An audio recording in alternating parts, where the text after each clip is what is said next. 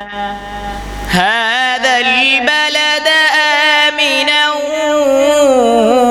واجنبني وبني أن نعبد الأصنام رب إنهن أضللن كثيرا من الناس فمن تبعني فإنه مني ومن عصاني فإنك غفور رحيم ربنا إني أسكنت من ذريتي بواد غير ذي زرع عند بيتك المحرم ربنا ليقيموا الصلاة فاجعل أفئدة من الناس تهوي إليهم وارزقهم من الثمرات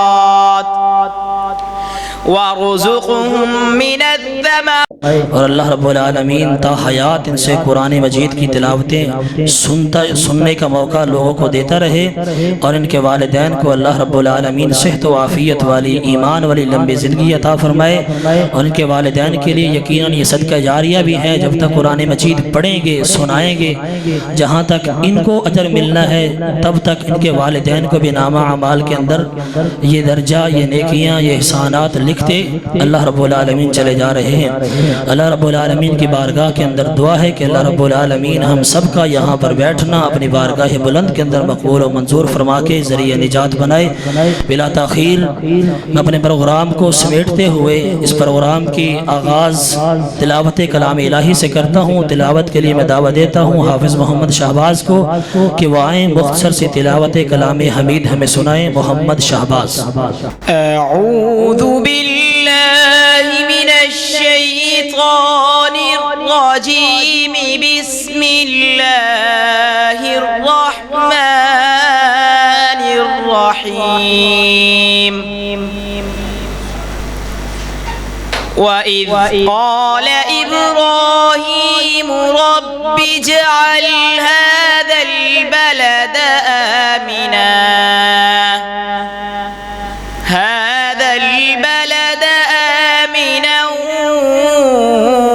واجنبني وبني أن نعبد الأصنام رب إنهن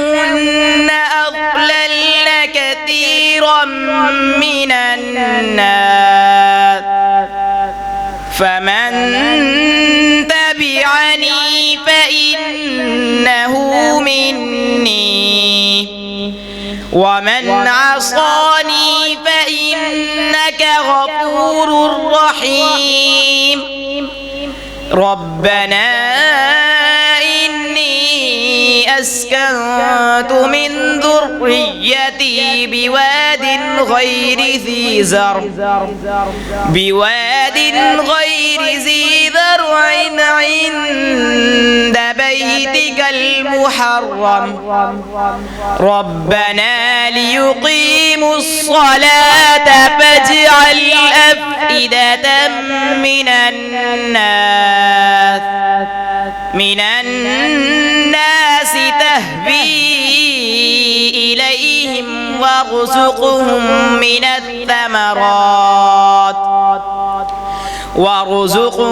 من الثمرات لعلهم يشكرون صدقت يا رب العالمين هذا البلد آمنا واجنبني وبني أن نعبد الأصنام رب إنهن أضللن كثيرا كثيرا من الناس فمن تبعني فإنه مني ومن عصاني فإنك غفور رحيم ربنا إني أسكنت من ذريتي بواد غير ذي زرع عند بيتك المحرم ربنا ليقيموا الصلاة فاجعل أفئدة من الناس تهوي إليهم وارزقهم من الثمرات